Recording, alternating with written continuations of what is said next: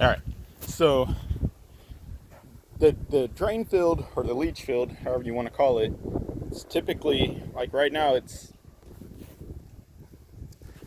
almost 2 feet.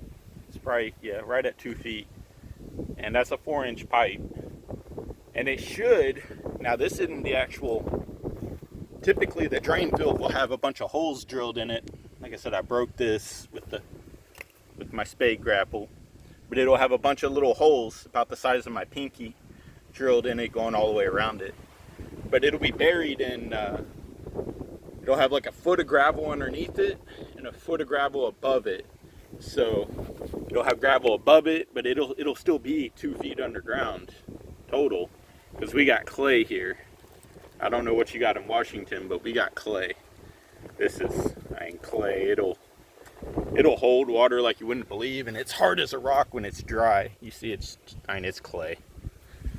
And like right now, the water level is not even high enough to drain, because that pipe is only, the bottom of the pipe's only 6 inches from the top of the tank, and the tanks are about 5 feet deep to the bottom, and they're just big round tanks.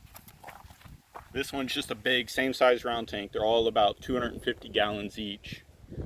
And there might be, I can't tell by the way the pipe goes in, but there could be another tank right over there. I hadn't got a chance to dig it yet, because we got a cable buried underneath the ground about 6 inches, maybe 10 inches deep, that goes to the house. So I got to be real careful digging.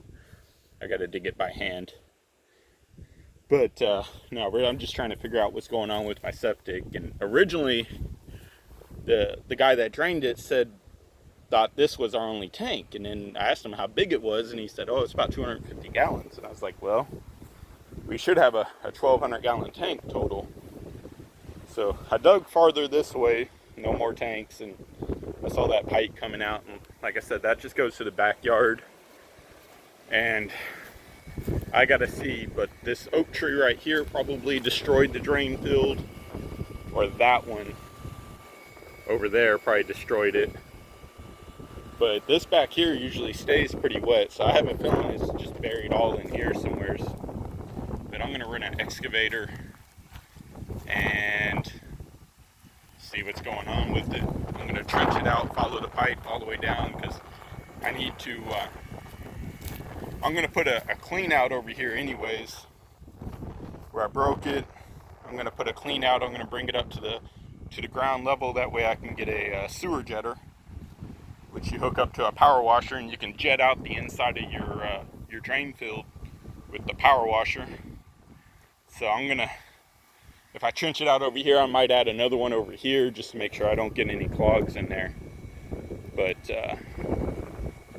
yeah, that's my plan. I got a plan. It's hard. Got a baby here, and wife works, and it's hard for me to do this stuff when the baby's here. So I'm working on it. Messy backyard, but I'm hoping the tree roots hadn't destroyed it much, because the oak trees, the roots spread out. So as big as this tree is, you see it's a massive tree. I got 2 of them. Well, those limbs spread out as far as the oak tree is big.